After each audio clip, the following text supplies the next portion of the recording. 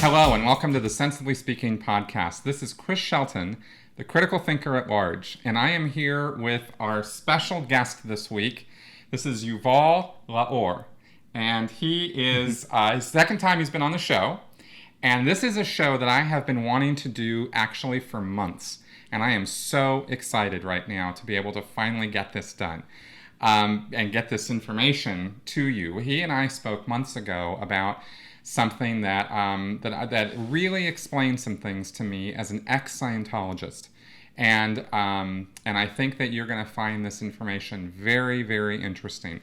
Specifically, I have my weekly Q&A show where I answer questions about Scientology and anything else people ask me about. And one of the most common questions that's come my way ever since I've been talking about Scientology is L. Ron Hubbard's character, L. Ron Hubbard's motivations, intentions. Was he a con man? Did he know he was a con man? Did he know he was bilking people, or was he sincere in his efforts? And L. Ron Hubbard has always been a complex figure. As I wrote in my book, I put a whole chapter together on him and concluded that yes, he was a con man and he was conning people and he did know he was doing that. But it's not that answering the question of was he just a con man it doesn't come down to really a simple yes or no answer, because he was a multi-layered, complex individual and he had a lot going on.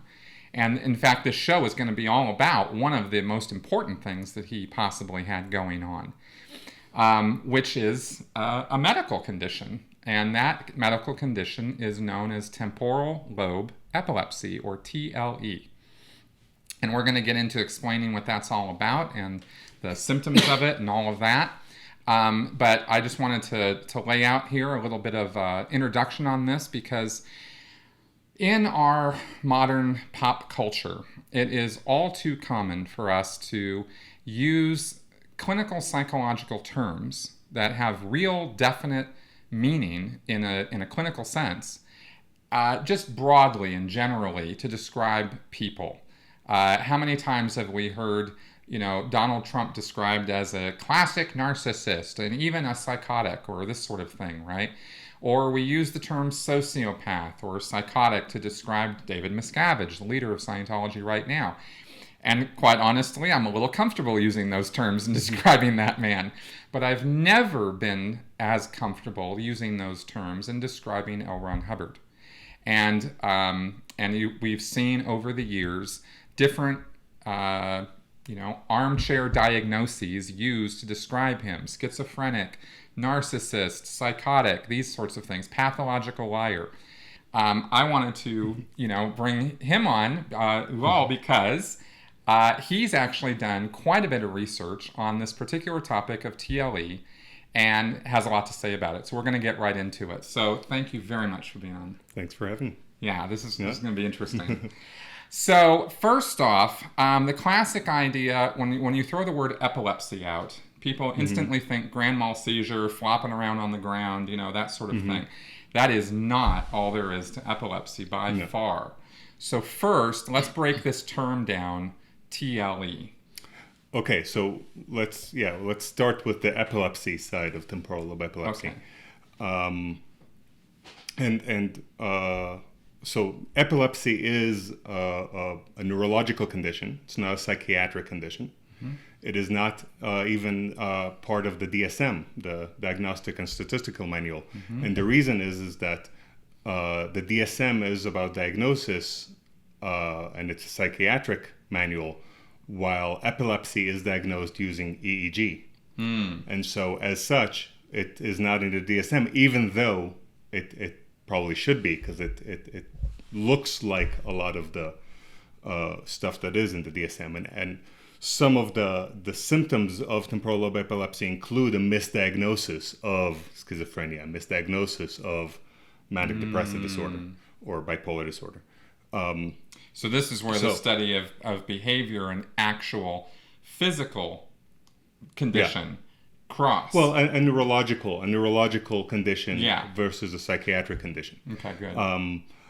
Now, so epilepsy is any time you have it's usually a scar or a blood clot somewhere in the brain that causes recurrent electrical storms, which are which are seizures. And there's many kinds of seizures. And one of the things about epilepsy is that it's extremely varied, because this scar can be in many different places in the brain. And on top of that, everybody's brain is different. Mm-hmm. And so sometimes you have epilepsy, which is starts a forest fire in your brain that also includes the motor areas, and that's where you have the grand mal seizures. Okay. But sometimes it is very localized, and it can be a little pilot light that's always on, always keeping a certain part of the brain having a certain kind of a low-level seizure that does not look like the grand mal seizures. That is fascinating. Yes. That is really, that's really interesting. Yes. Okay, And so that is, in a nutshell, that's epilepsy. Yes, and you can get it. You can get it at any point in your life, and so, unlike other conditions like personality disorders or things that people have all their lives, because epilepsy, you can get it from a disease. You can get it from getting hit in the head. Right. You can get it from encephalitis or just a blood clot. Because of that, we can compare people before they had it and after they had it, and so we can tell what the effects of the epilepsy were in a way that we can't in certain other conditions. Right. Now, and it's not, again, we'll just stress, it's not a personality disorder. It's not something that it's not behavior based. It's an actual neurological, physical condition. Now, first of all, I want to talk about what we're doing here is armchair diagnosis. Fair enough. Something that is inherently risky and problematic, and you should you should take it with a grain of salt. We have not met L. Ron Hubbard. We have not tested we haven't him. done an autopsy on him, so we can't say for sure. Or he was not put under an EEG in his life. But hopefully, I'll show that there's a lot of evidence that supports this hypothesis. Right. So that's our disclaimer there, folks. Yeah. Okay. Yeah. And it's an important one. For sure. And another disclaimer is that the temporal lobe epilepsy interacts with many other things that Hubbard had. It's not just the temporal lobe epilepsy. Right. He was, on top of it, probably a severe narcissist, probably a compulsive liar. Mm-hmm. A confabulator or whatever. I mean, he was, and we do know of many other temporal lobe epileptics, and they're not like Hubbard. Right. Exactly. Their personality is still personality, and everybody is unique in how they're going to necessarily manifest whatever it is that's going on with them. And none of this show is an effort to give Hubbard a pass or give some kind of justification for any sort of wrongdoing he ever engaged in. And I've written about that at length, and I still stand by all of that. But this is an opportunity for us to more readily understand what might have driven him, and that's why I found this so interesting. And also, if you look at apologists of L. Ron Hubbard, people like Tommy Davis, who would say that Hubbard is either a con man or everything he ever said was true. Right. That he was not a con man. Right. So those are the two options. Now, a con man doesn't behave the way Hubbard behaved, because a con man doesn't put so much effort and writes so much text. Right. So therefore, he's not a con man, and we're left with him being, Must source. be true. Yeah. That's right. And yet it's actually a false dichotomy. Of course. Because there's a third option here. And there might be other additional options, That's but right. Hubbard's behavior can be is not the behavior of con man. Mm-hmm. There are many other con mans that don't behave like him at all. Right. What we have here is a combination of a con man and an epileptic. Right. Of a specific kind of epilepsy. Exactly. So let's get back to that now and talk about the temporal lobe aspect Yeah. of this. I got a little brain here. It's my little squeezy brain. And I thought I would just point out here, I don't know if you can see this, but it's the sides. The temporal lobe is over here. Yeah, it's right. It's on the side of the brain. on the two sides. Yes, that's why it's called temporal. And this part. Yeah, well, it's and we might put a picture of, or you can yeah, look I'll throw a picture up as well. And for those who are simply listening instead of watching right now, you can Google it or check it out at any point. It's pretty easy to find where the temporal lobe is. Yeah. Now the temporal lobe, when it comes to sensory things, it is associated with the sense of hearing, the sense of smell, and the vestibular sense, a sense of balance and a sense of floating or a sense of weight or interesting. And so those are associated with the temporal lobe. It's not. I mean, we don't want to say that they exist in the temporal lobe, but they are very important aspects of those are in the temporal lobe. Okay. And in addition, the temporal lobe, we have a lot of language stuff, a lot of literacy stuff. Literacy, of course, is usually localized in one of the temporal lobes. Either they're right-handed or left-handed people. And stuff that's associated with emotions, like the amygdala, which we have two of, one in each temporal lobe. This is part of the limbic system, which is in the medial, it's in the middle of the brain, and it has two extensions that end with two amygdala, and there's a hippocampus that's associated with memories and dreaming, and just emotional related things. Okay. All right.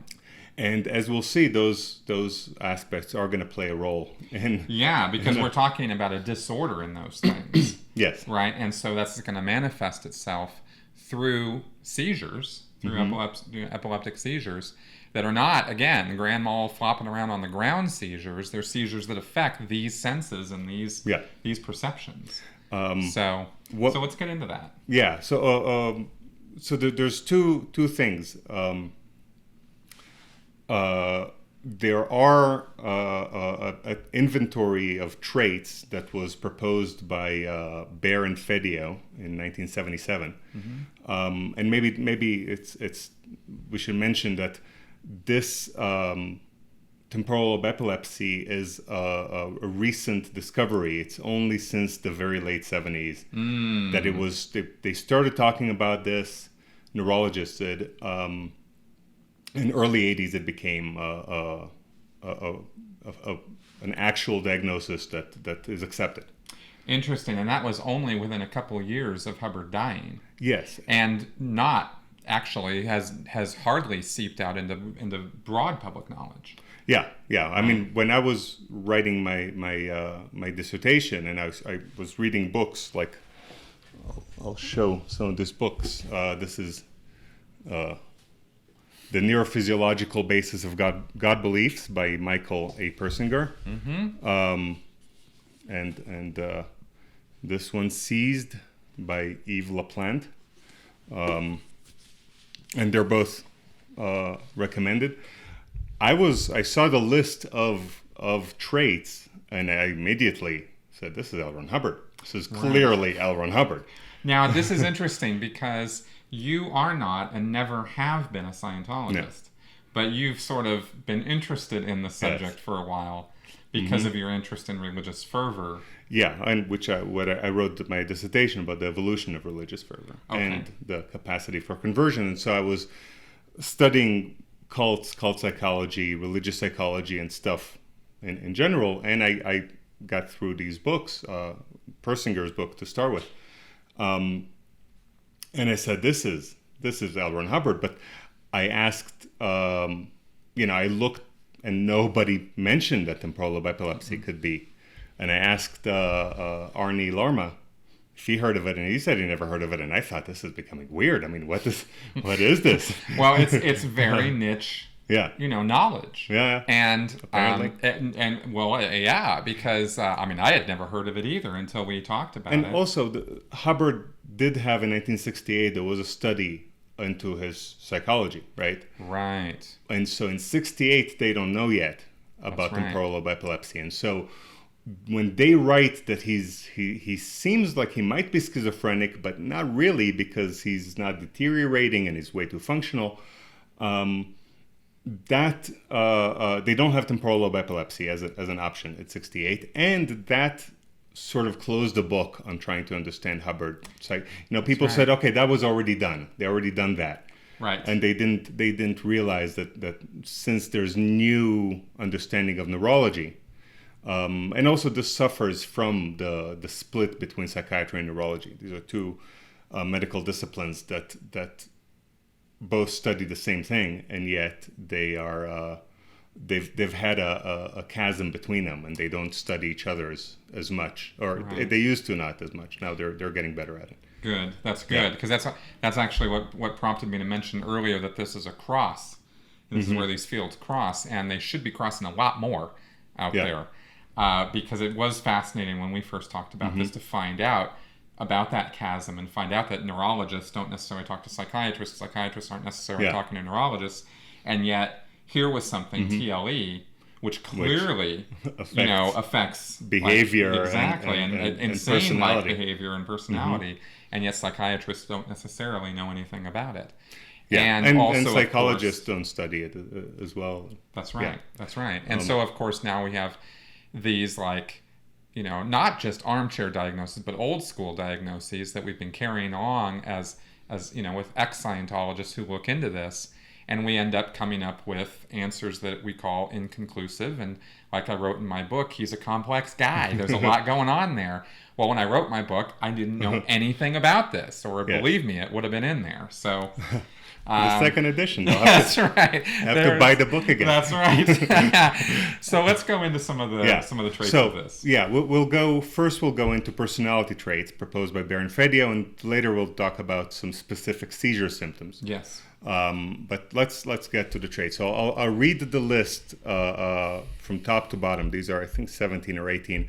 Normally, you don't have to have all of them. You need to have, I think 9 out of the 17 or something to be diagnosed. For the funnel to start coming in on. We think we got something here. Yeah. Okay. So the first one is emotionality. Second is elation or euphoria. Next one is sadness, followed by anger and aggression. Also, you can look. There's descriptions of all of these. If you we'll talk about these in more detail. Yeah, we're just going through the general traits. Yeah. The next one is altered sexual interest, with usually a loss of libido. Guilt, hypermoralism, which is a kind of also a black and white thinking kind of thing.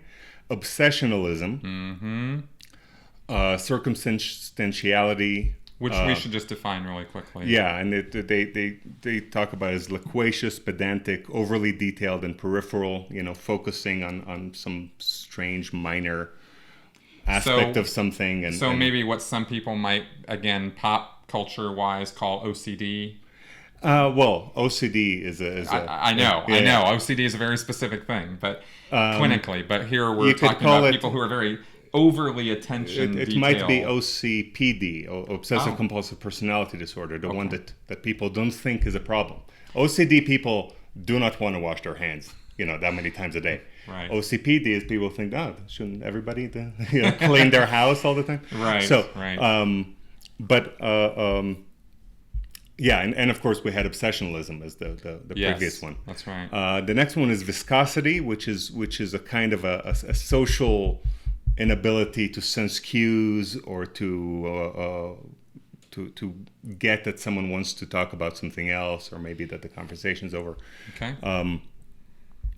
A sense of personal destiny. Hypergraphia, which is writing a whole lot of text. And that's actually a trait of TLE, is a person who just writes and writes and writes and writes. Yeah, and also some people give speeches. Some people. It depends on which side on the brain your epilepsy is located. And which hand you're writing with. And also if you write with both hands on a typewriter or with one hand with a pen. Next are religiosity, philosophic interest, dependence, passivity, humorlessness, sobriety, and finally paranoia. Yes. So I think anybody familiar with L. Ron Hubbard will immediately see a number of these traits that could be assigned in his direction. And we're going to go through a few of these and show how maybe some other ones that you might not be thinking of are also would be something to assign in his direction as well. Now, also, we might also think about whether these traits are manifest in Scientologists. Yes. And yes. Either Sea Org members or non-Sea Org members. Because yeah. there could be a number of ways that, even though they are clearly not epileptics, right. Oh, wait. This is not but either through emulating Hubbard or through just the high fervor, because the thing is, temporal lobe epilepsy leads people to have high levels of fervor. Exactly. And it might be that getting to those levels of fervor in alternative methods, using experiences, and maybe I'll do a talk about fervor in a future talk. I'm sure we will.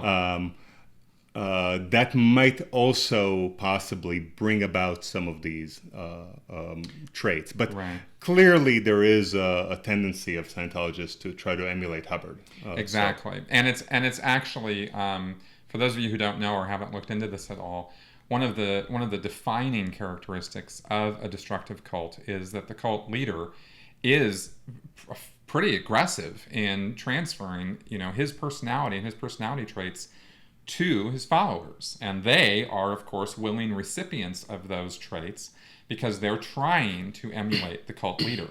That's part of the leader-follower relationship in a destructive cult situation or a toxic relationship.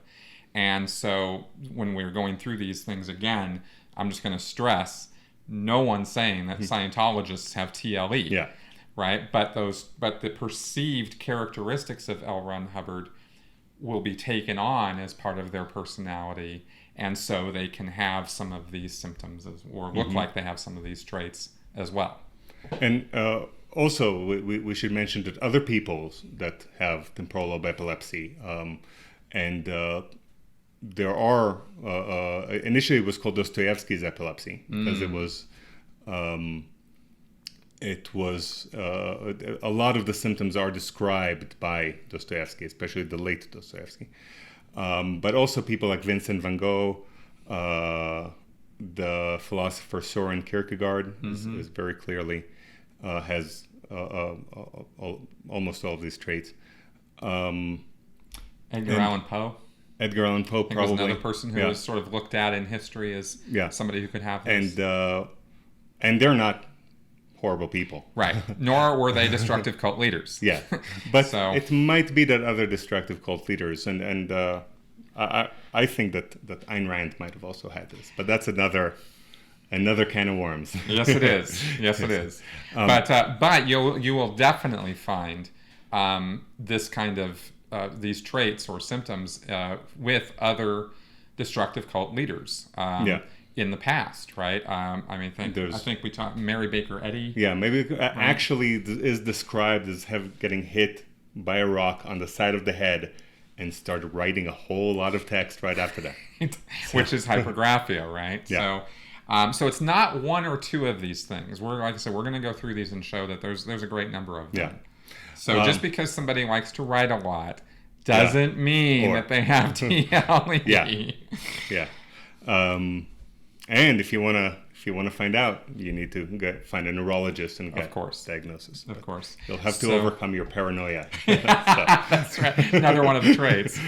So what do we got here? let's start with the emotional ones. The emotionality, elation, euphoria, but also sadness. Now it's interesting under the elation trait. There's clinical observations is another column on this table. And some of the observations would be grandiosity or exhilarated mood. Yeah, that's in the elation and euphoria. Yeah. Yes, that's right. And I think it's pretty inarguable that L. Ron Hubbard certainly had grandiose ideas about himself and the subject of Scientology.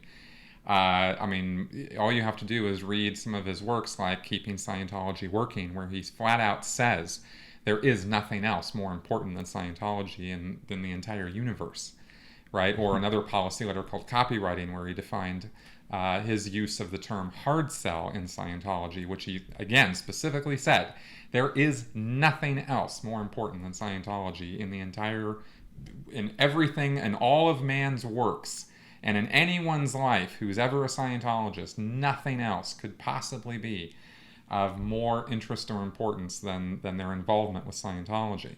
So, so this, it's not hard to connect those dots here. No. If you add anger and aggression, those go beyond.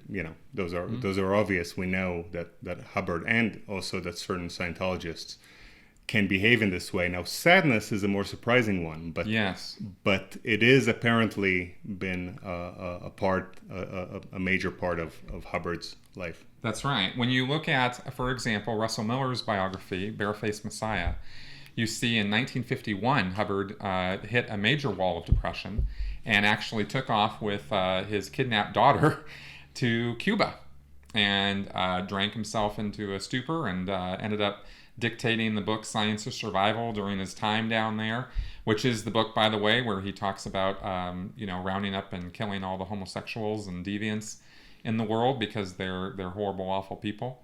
And that's just commenting on that was when he came up with that.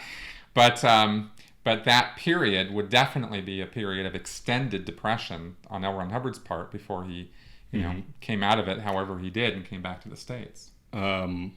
Now, this brings us to altered sexual interest, the next one on the list, which described as loss of libido, hyposexualism, fetishism, or transvestism. And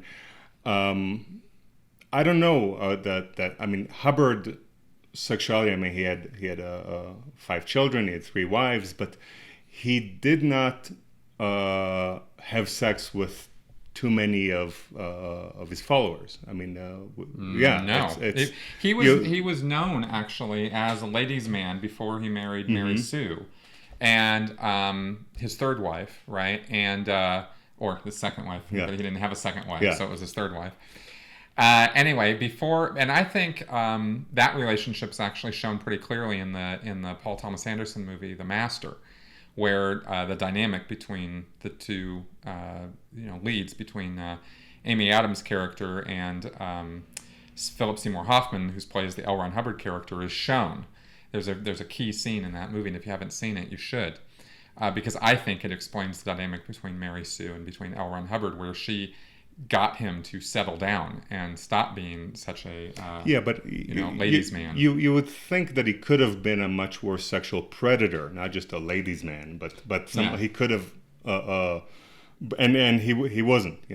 Well, if you go back to his affirmations, you find a lot of attention on sex, on sexual performance, and that he had ups and downs in that area, and suffered from a lot of attention on his sexual performance issues. So we've got those two things to fall back on this particular trait. Hubbard didn't ever, other than the affirmations, talk about his sex life. Other than to sort of put on a front of a very conservative, sort of moral behavior in this regard, right? No deviant moral. No. Yeah, exactly. None of that. But but you find some pretty deviant behavior with Jack Parsons and the whole occult situation, and then the affirmations. So it's there's hints of this there, but it's again, this being armchair diagnosis, we only have so much information on that one. Now, next one is guilt, which is interesting to think about. It seems like that too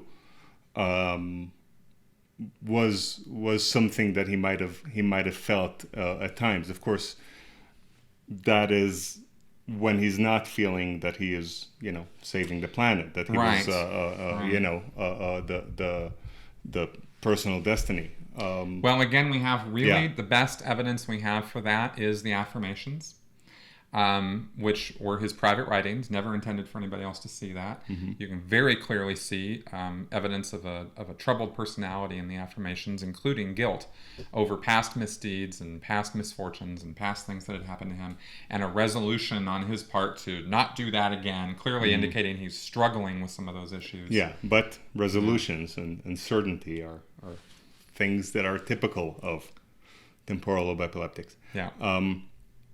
So the next one is hypermoralism, which is a kind of it's described as attention to rules with inability to distinguish significant from minor infraction, and desire to punish offenders. Which is as clear as day Yeah. with L. Ron Hubbard, especially once he started the Sea Organization. Yeah. And he was able to really run riot with his will over other people. When before the Sea Org, Scientologists were everyday people. And they, or that was all he had under him was some staff members and public. And public, they have jobs, they have lives, and so you're only able to exert so much control over that body of people. But with the Sea Organization, Hubbard established literally his own little navy on ships that he owned, and it was his world. And so in that world, his word was law. And those people, were literally running 24/7 to keep up with everything he had to say and what he wanted. And so this hypermoralism comes through in the flag orders and the issues and the right away with the ethics policies that he wrote and the disciplinary measures that he took to enforce discipline. While he liked to say, "I'm reluctant to do this," and I really shouldn't have to, and that sort of thing. That seemed to be the attitude he put in the written issues. He was Captain Bligh, and he had no problem exerting discipline of a very harsh nature. Yeah, and in the cult literature, this is sometimes referred to as black and white thinking. Yeah. That minor infractions or major infractions, it's either black or white.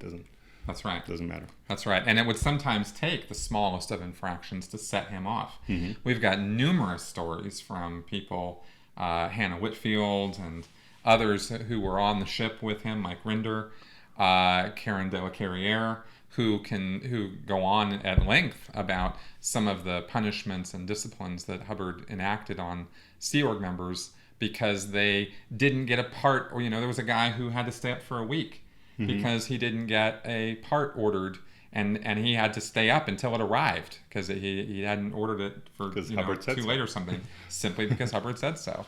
And so so Hannah tells that story, and she had to stay up with the guy because she had to be the one to keep him up, you know.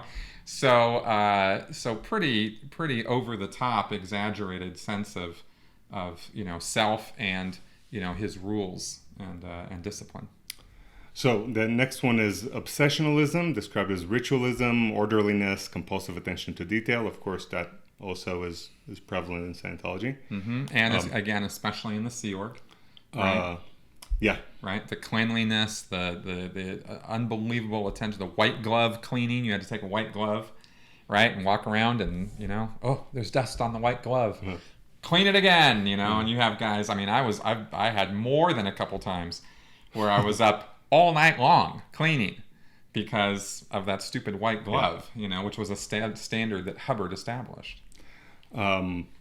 Next are circumstantiality, described as loquacious, pedantic, overly detailed, and peripheral. Mm-hmm. And this is, the overly detailed. I think you see that in a lot of Scientology. Of course, when you write that much text. Well, no, for sure, because there's going to be a lot of detail. Well, also it comes through in the idea of standard tech. Mm-hmm. There is only, in Scientology, Hubbard said numerous times, there is only one way to do it right. Out of an ocean of wrongnesses, there is one clean, true, pure path to spiritual freedom and immortality, right? And he was hyper attention to detail, which is an attitude that David Miscavige has carried forward, where now all Scientology training involves rote memorization of pages and pages and pages of issues and methods and procedures. And Scientologists are expected to know these things just off the top of their head. I can't tell you the number of things I memorized that to this day I could probably still run off to you verbatim because it was so drilled in. And these procedures have to be like when you're doing the auditing procedures and whatnot, you can't miss a word. There's no messing around with this stuff. It's like it's Hubbard's way or the highway. And that's, that again is a personality trait of Hubbard's written literally into the law of Scientology, and that Scientologists by necessity have to adopt for themselves. So next we have a thing that they call viscosity, described as stickiness and tendency to repetition. And that's not very clear what they're talking about. But what they are talking about is, if you walk out in town and some cult member tries to talk to you, many people really don't want to talk to them because they think that they won't be able to get rid of them, which is what they describe as stickiness. That and that they will not get the cues that you want to change the subject that we're discussing. They'll repeat, whatever it is that their cult has them talk to you about. And so that is a trait. Now, the tendency of repetition here, it is described in the context of the social insensitiveness. But of course, the tendency to repetition is everywhere in Scientology, right? I mean, very much so. And I mean, the first thing, of course, I think almost anybody out there who knows anything about Scientology is thinking is reg cycles, right? Where they're selling you things, and the registrar, the sales guy, is trained to not listen to any of your objections, to write them off, to put them aside, to assign them to your reactive mind. That's just your bank talking, and to keep on you, right, and not give up. And you're talking about stickiness. I mean, these regs are... and repetitiveness. Oh my God. The tendency to repetition, I just have to ask you if the fish swim, Yeah. Of course, there is the TRs as well, right? A lot of repetition. Yeah. That's right, in the procedures and the auditing procedures. But also this business of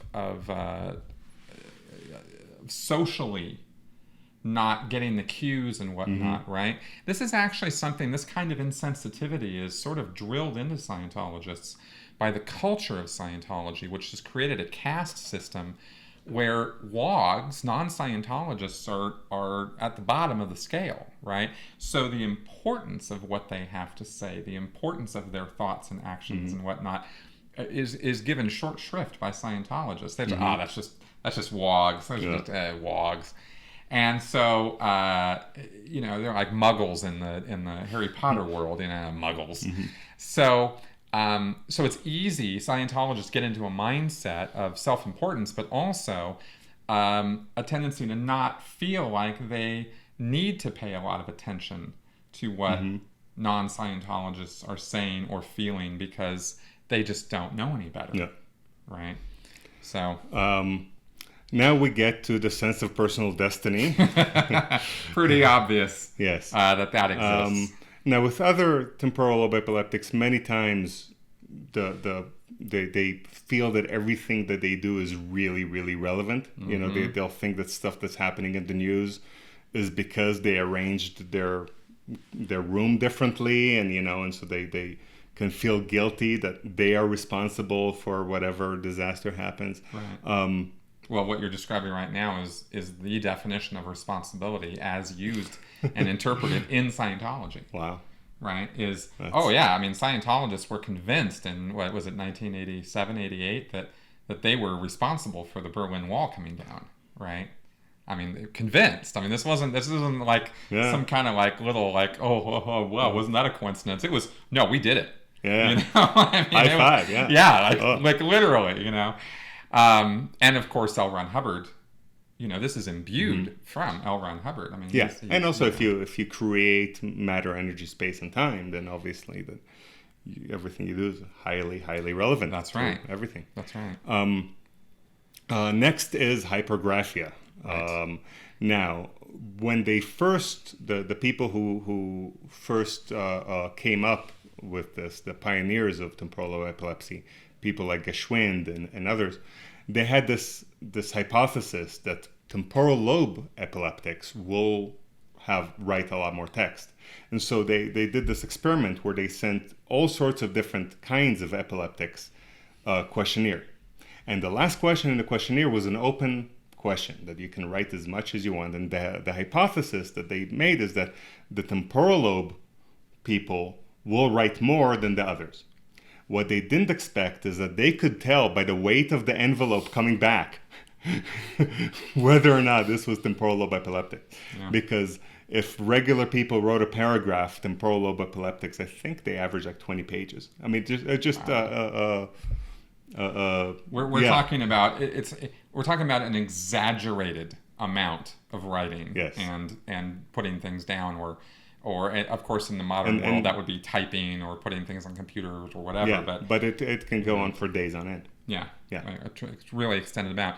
And this, of course, like we mentioned earlier in the show, is one of the defining characteristics of L. Ron Hubbard, is his ability, a point of pride that he had, that he talked about over and over again as a writer, was his ability to just put out massive amounts of output. I think he said 100,000 words a month or something was his quota for himself as a writer. Tremendous output. And this was one of the reasons why people look at the extensive materials of Dianetics and Scientology and go, well, who would do that? What con man would do that, right? And so that's been used as proof that, of course, L. Ron Hubbard must have believed in it, because look at all that output, which is yes and no. I mean, yes, that is a tremendous amount of output. Yes, he did believe in it, but that doesn't mean it's not a con. Yeah. It just means that he really believed in what he was doing. Yeah. Well, he might have, at different points in his life, believed different things, more or less. And sometimes he would have known that he's making things up, but then later have an experience that sort of validates and says, oh my God, this was true after all. That's right. Which a lot of us exes have looked at as... there was certainly this time, which we might talk about later, of the dental surgery, where he, had this tremendous religious epiphany, and from that wrote Excalibur, which I talk about in my book if you've never heard of that. And then later on we have, Dianetics. He wrote that book in like 5 days, right? And then literally like just, I think it was continuous paper or something. He just wrote. And then we have 1967. With OT3, the Xenu thing, and that what that spawned, right? And these were moments of time where it was very clear that he was intensely concentrated on this thing, and evidence later on indicates, from how he acted, that he definitely, at least partially, believed in what he was saying. So. And temporal lobe epileptics are, many times, they feel very strong sense of certainty. Yes. Profound certainty. Yeah, and certainty was, L. Ron Hubbard defined Scientology as the science of certainty. Wow. Right? Certainty was a big word with him. He was very much into that kind of absolute thinking, right? That it was like, for sure, this is how it is. And putting certainty out as a desirable trait, as something that you wanted to have, right? Whereas I've discovered in critical thinking that the exact opposite is true, and I've actually said in earlier videos, I don't know is crucially important to an ability to think. Yeah. But L. Ron Hubbard was the exact opposite. Well, also in Scientology and in other groups, if you're not certain, that is interpreted as betrayal and of the group. Yes. And so if you're not certain, you're a traitor to the group. Not only that you're not certain. That's right. Yeah. That's right. No, it's dangerous in Scientology to not be certain that Scientology works, right? And again, that's that keeping Scientology working stuff.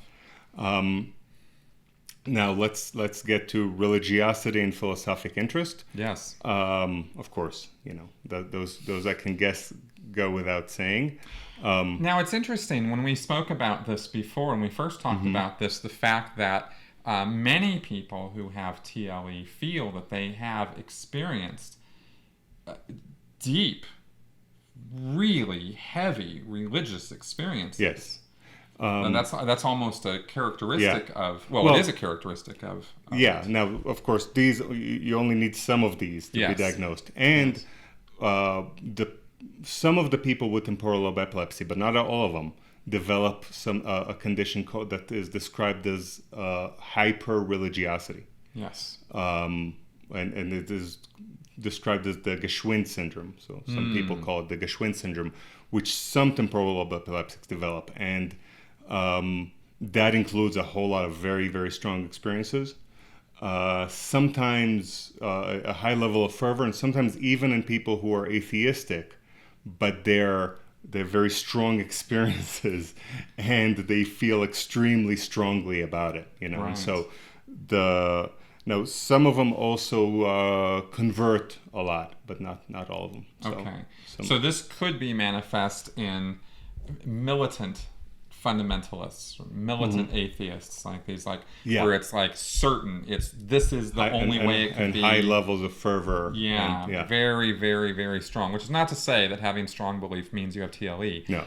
But those who have TLE often have very strong beliefs. And fervor and strong beliefs are not a positive or a negative trait. You can have, they can be very positive if the fervor is directed towards positive things. Right. We happen to be focusing on Scientology and destructive cults, so it's not such a positive experience. Now, next we have dependence passivity, which seems like maybe the trait that Hubbard least had, but still, at the end of his life especially, we do have... that is true. That is true. Yeah. We have the only real account we have of L. Ron Hubbard's life near the end of his life was from Sarge Fouth, right?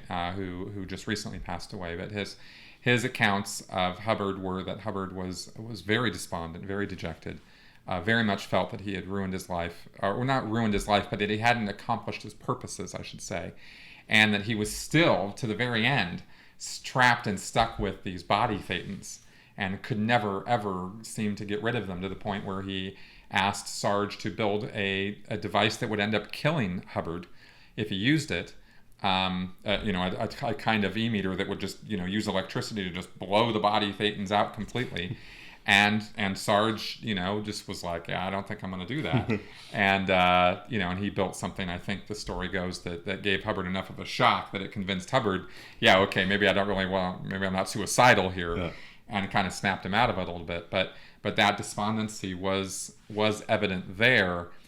Prior to that point, we see a great deal of certainty and fervor in Hubbard, at least publicly, and as people have spoken about him. But it's pretty understandable that by the time the guy had thrown his wife under the bus, was on the run from government agencies all around the world, 3 people in the entire world knew where he was at any one time, and that was it.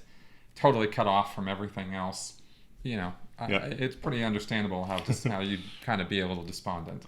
Now that brings us to humorlessness and sobriety. Yes. Now, Hubbard, and that's described as ponderous concern, humor lacking, or idiosyncratic. Mm-hmm. Now, Hubbard thinks that he has a good sense of humor, but he does not. Well, some of his jokes certainly fell flat. And he also, I think the most telling thing on this one, that at least that occurred to me, was an issue that he wrote called Jokers and Degraders. And in that issue, he made it very clear that humor was not something that he was particularly interested in. And when it came to having humor directed toward Scientology, or the personnel of Scientology, or the executives of Scientology, he said that those who do that, who make fun or ridicule or make jokes, actually are psychotic. I mean, he didn't pull any punches in that issue, and it scared the hell out of a lot of Scientologists, to the point where any time, especially in the Sea Org, that you're cracking jokes or making light of something, they'll throw that, hey, joker and degrader, knock that shit off, right? And they'll just pound you on that. So it's a pretty fine line, because at the same time, this guy's writing in 1952, he's talking about how life should be insouciant and you should have a spirit of play and don't take anything too seriously. And it's all, hey, it's all good, man. Like it was very... It was part of the elation phase. That's right. Exactly. There were phases to this. And I think that was one of them. Yeah. That's right. And so the jokers and degrading thing, that came much later when Hubbard started coming down on people with a much heavier hand. So we see that there. And the last one that he had in spades is paranoia. Yeah, clearly. Yeah. I mean, anybody who knows anything about L. Ron Hubbard, I mean, it's written into the policies of the church. I mean, all the fair gaming, all the stalking, all the harassment, all that stuff that goes on, it comes from Hubbard. It doesn't come from Miscavige. Miscavige is carrying out Hubbard's tradition. But Hubbard was the one who started all that, and he was, boy, yeah. Just read some of his conspiracy-minded writings. RJ-67, the 12 guys who were running the planet, and everybody was always after Hubbard and Scientology, and scary stuff. Yeah. So, well, there's two things that we should talk about next. One is the possible origins or the big episode of his epilepsy. Yes. And the seizure symptoms, because these are personality traits called the Bear-Fedio inventory. Yes. And so, which one do you want to? Well, let's go ahead and talk about that origin a little bit, because I'm curious what your thoughts are on it. So, first of all, it might be, this is 38, right? I think this 1938, this episode where Hubbard goes to the dentist. The dentist surgery, yeah. Yeah. Yes. So he goes and he's getting... He was 27 years old. Yeah. And at that point. Yeah, so that's 1938. Yep. And he has surgery, and while he's under anesthesia, he has a very, very strong experience. Now, it could be that that's the point where he became epileptic, even though it seems like it might have been a point where it became worse, because epilepsy can get worse. It's a little scar in the brain, and through the anesthesia or something, it might have gotten a blood clot around it or something that intensified his epilepsy. Well, he certainly had enough earlier times of travel and flying and sailing and going around where there's no shortage of times. He did not lead a sheltered life until he's 27 years old, right? So there's certainly no shortage of instances where he could have experienced bump on the head or something. Yeah. And you can get it from a disease, you can get it from but during this dental surgery, he had a very strong experience. Now, if you look at the description of the experience, it is described as with a lot of prominent temporal lobe things associated with it. So first of all, there's floating, right? A sense of floating is vestibular, which is temporal lobe. You have hearing of voices, right? You have even hearing the command to survive and this and that, right? That's right. And I think he was told that he was supposed to forget everything, but he didn't pay attention, or somehow he didn't get that, or someone told someone else, make him forget about the other one. Yeah, that's right. And you have a very strong sense of certainty. Yes. So we have this overwhelming experience with a lot of temporal lobe related kind of experiences. And when he leaves the surgery, first of all, he gets out of it, and he talks to the nurse, and he tells her, "I died," or something, and they don't know what the hell he's talking about, of course. But he immediately after the surgery, he makes a gallon of coffee, and he stays up 3 nights straight, which is also sleep problems is something that can happen to epileptics and temporal lobe epileptics, and writes a whole lot of text. That's and right. has a very strong sense of grandiosity and thinking that he wrote the thing that will change the world, right? He had a very, very strong experience. And so that seems like a very textbook kind of temporal lobe epileptic episode. That's right. Yeah. That's right. I mean, some people call it, I saw the light and, oh my God, I had an epiphany and this sort of thing. And it's, it's kind of telling that it could actually be this. A seizure. Now, you can also have seizures without being epileptic. I mean, they're called transients, usually. And they're like a seizure, but without the source of the seizure is not an epileptic source. So you can all of the seizure symptoms, you can get them, and they'll be like a seizure, but you would not be an epileptic. Okay. It could be, from sleep deprivation, sufficient, or just whatever kind of hallucinatory drugs, poison, different stuff like that. So just to challenge this for just a second, then. So could L. Ron Hubbard have had all of this symptomology and not be TLE? He could have if it would have been for a day or for a few days, or if it was a day year or something like that. But we're talking about a lifetime of this. That's right. Consistent. I mean, he didn't just write a lot of text that day. He wrote a lot of text. That's exactly right. And 1938 was a turning point in L. Ron Hubbard's life, not because we said so, but because he said so. And he assigned that time as the point where his life turned. And that book he wrote called The One Command, which then became The Dark Sword and Excalibur, I wrote about it in my book. This was a work that he said was going to be more important and have more effect on man than the Bible. And he was extremely disappointed when he presented it to 10 publishers, and none of them really wanted to have anything to do with it. And this is the book that he was making up stories. I mean, he said, people read this book and threw themselves out a window and, went up the pole, he said, and all these phrases he used. I mean, he talked about this thing throughout the years of Scientology, as though it was like this legendary experience that had happened to him. And there's not one Scientologist who doesn't want to get their hands on this book and read it. Once you hear about it, you're like, oh my God, what do you mean? I want to kill myself. I've got to read this book, And so there's a lot of importance assigned to Excalibur. And then, of course, when Hubbard, came back around to it in 1948, 49, that's where it was the philosophic work that he had written that he used to then formulate some of the theories and practices of Dianetics. And of course, with Dianetics, he got the success that he didn't get earlier with Excalibur, because he now had a form of practice, a self-help sort of thing that he developed, whereas the One Command was all theory. There was no reactive mind, there was no auditing procedures, none of that was in it. He just thought the theory alone was going to blow people's heads off like it blew his off, you know.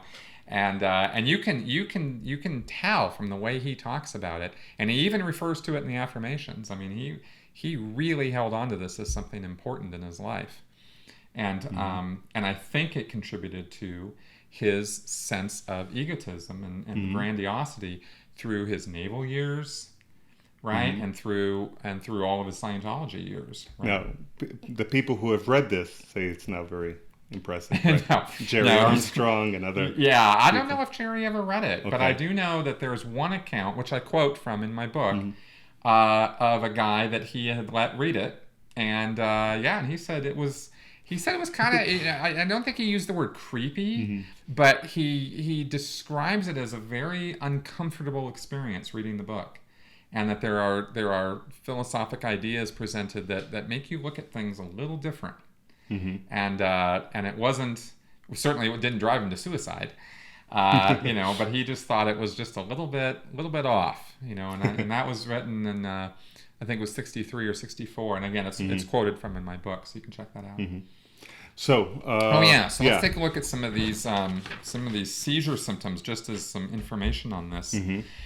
See, this was interesting to me when we were talking about this pre-show because, I wanted to make sure it was clear that seizures, epileptic seizures, are not just grand mal seizures, or flopping around on the ground. Yeah.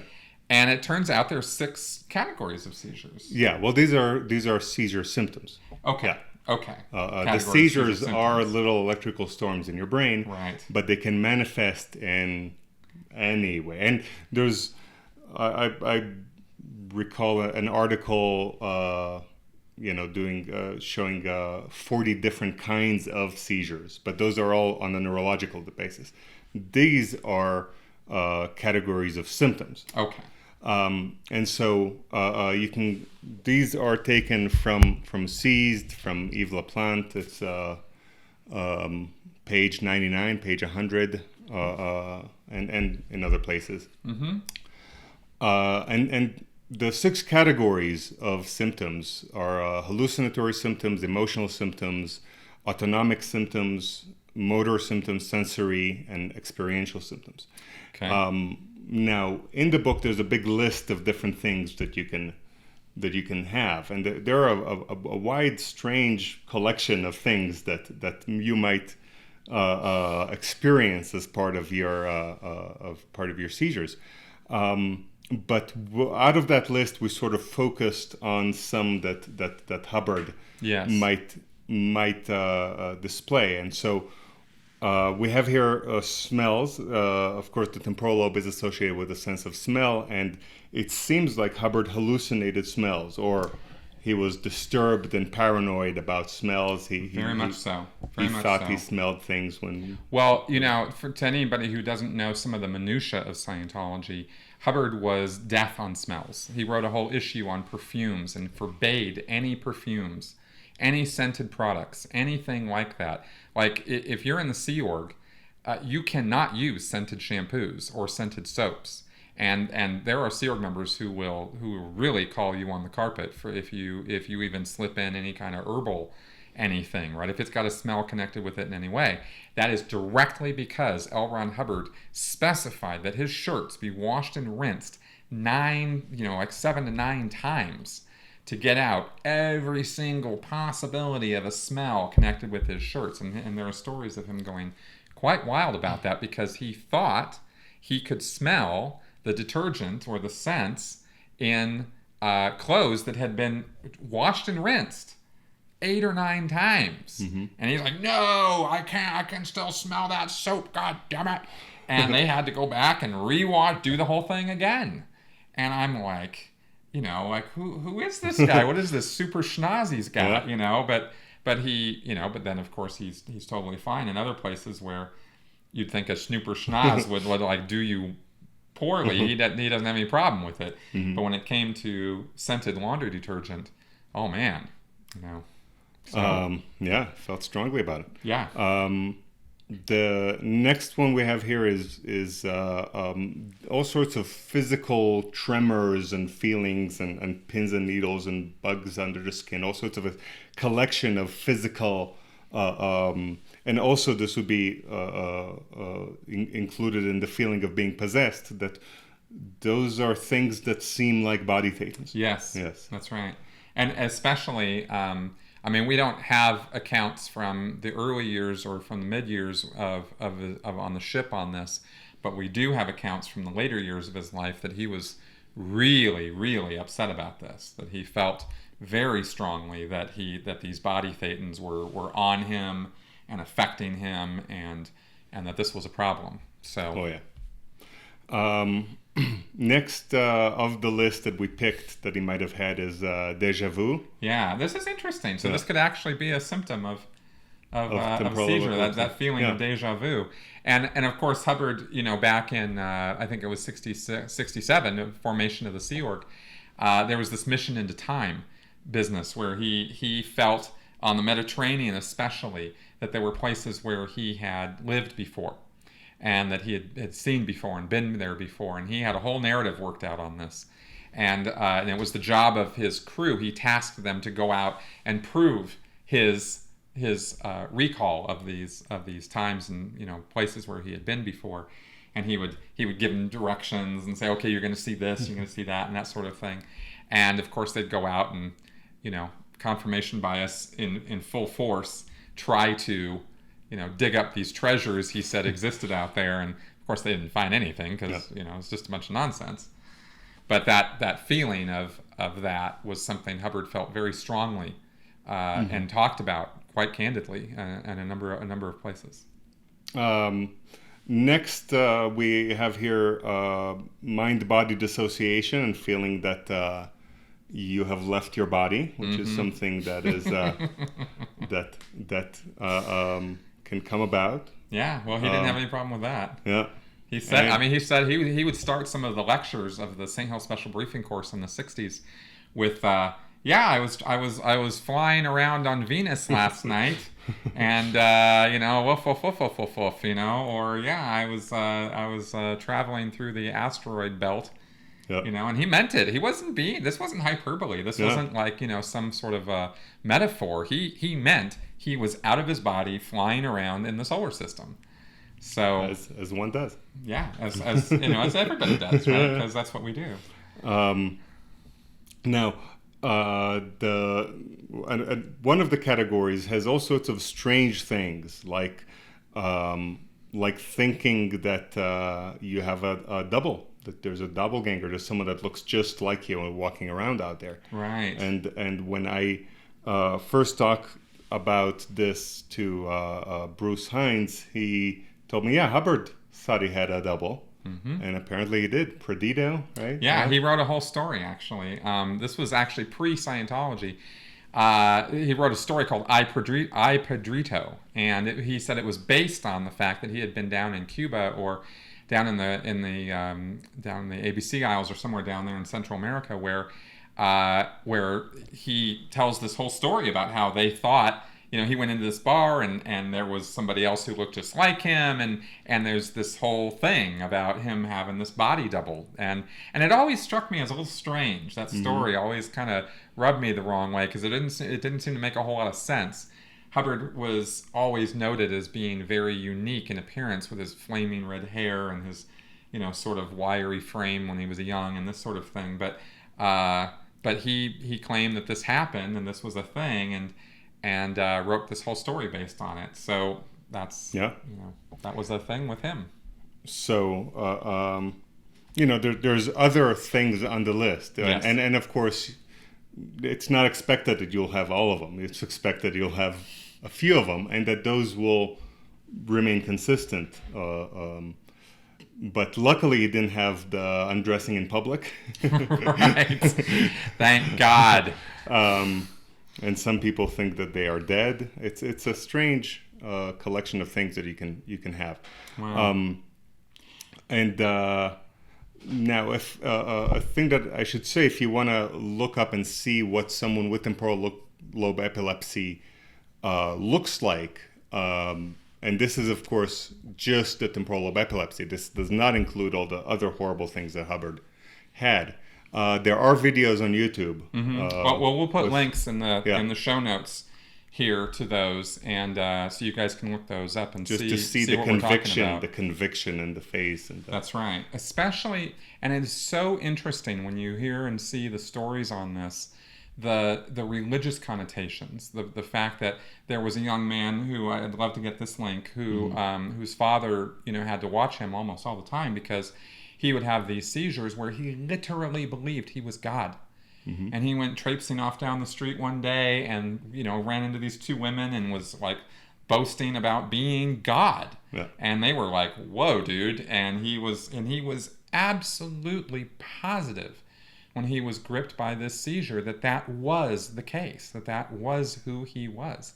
And his dad was chasing after him, finally like, okay, come on back home, God, and somehow gets him back home, and he comes down off of this seizure, and he is like, oh wow, what the hell just happened? I mean, this is real stuff, and it really, really affects people. And if you had, in this particular case I'm talking about, he's diagnosed, it's known that he's got this. Yeah. He knows he's got it. So after a seizure, he's like, oh, I had a seizure sort of thing. L. Ron Hubbard did not know this. Yeah. right? And people before the 80s did not know this. So you have, the potential for these people who have very, very strong certainty, very, very strong religious fervor, and are very forceful personalities, already, and they, have the potential to start, No. These cults. One of the things that sometimes happens with people, either with temporal lobe epilepsy or maybe some collections of the symptoms, is that they can have a very, very intense look, and they can stare into your soul, and they feel like they understand you. Now, they will feel this feeling of understanding if they looked into a goldfish's eyes as well, but they really do. And so people, sometimes they get into this gaze of the guru, and they say, when he looked at me, I felt that he understands me. Yes. Now, this he saw my soul, and nobody understood me the way they understood me. Now, this experience that you have by getting the gaze of someone with this level of intensity, you both have an emotional contagion, right? So they feel something very strongly, and so you feel it as well. There might be some mirror neurons going on where you're sort of feeling what they are feeling through another mechanism. But there are many people who will describe this event of the guru having looked into my soul, and from that on I knew that I will follow that guru. Right. Well, that's right, because how many people in day-to-day life and feel like they understand you, and they right. feel with a very strong emotions. And if you see the video of temporal lobe epileptics, you see that they got their serious face on. Right. They're not pretending. They really do feel it. Exactly. They are not faking. So this is not a really good actor. This guy feels. That's right. Yeah. And that is crucial to understanding L. Ron Hubbard, because, like we said, there's elements of Scientology that were a con. L. Ron Hubbard, was pathological. We know that he knew he was lying about things, and yet balance that against this level of fervor and certainty in his own power and ability, and this epiphany that he has, and this knowledge that he has, and you come up with quite a character, and that's L. Ron Hubbard.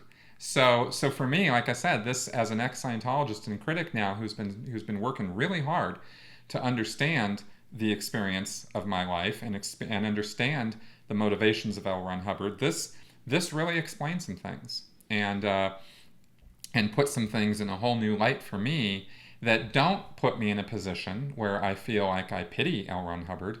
I know you've expressed that. I'm not there yet. I'm still pretty pissed at the guy, but I feel like I'm at a new level of understanding of where he was coming from, and that does provide some catharsis and some relief to me as an ex-Scientologist in my own path of discovery and moving on from it. And so as soon as I heard about this, it was really important to me that I get this information out. Yeah. Now, of course, I do, pity the sick. Way more compassionate than I am. Yeah, but I'm not an ex-Scientologist. I'm not expecting you to, and I don't think that should replace the anger. I think that you should be angry at L. Ron Hubbard, even as you pity him. And he really doesn't want you to pity him. But you do realize that it was really not fun to be L. Ron Hubbard. Well, and that's right. It actually does put a short whole new spin on this, because this is a guy who truly suffered from a what we're talking about here, if this is true, untreated, and we're talking about it as though it is, because I have no reason after going through all this to think anything else. This is an untreated neurological condition, and to that degree, I can feel a little sorry for the guy, because that must have really sucked. There must have been moments in his life, especially his private life, that were just living hell for him. And I don't wish ill will on anybody, and so I can feel a little bit sorry for the guy in that sense. But it doesn't, again, not a pass for any of his bad behavior. Or any of the the undue influence and other nonsense that Scientologists are all about. This is really just all about understanding the whole thing more. So, Okay. so for that, I thank you very much for your time on this and for your insight into all of this. Glad to talk about it. Yeah. Very interesting. Very interesting. So I hope you guys found this educative and informative and hopefully entertaining at the same time. And if you did, then, be sure to give us some feedback in the notes and comments section here, or on, on iTunes, or on Stitcher, or on Google Play, or wherever it is that you're listening to this. Go ahead and throw some feedback our way. And you can email me with questions, and you can email him with hate mail. And That's right. His email is also in the notes section below. Yeah. And so, so go ahead and send those away. And also, of course, if you feel like supporting the show at all or showing us some love here, there are appropriate buttons on the YouTube channel for my Patreon campaign, or to donate via PayPal. So thank you very much for watching. Really, really glad that you came around, and I will see you guys next week. Thank you.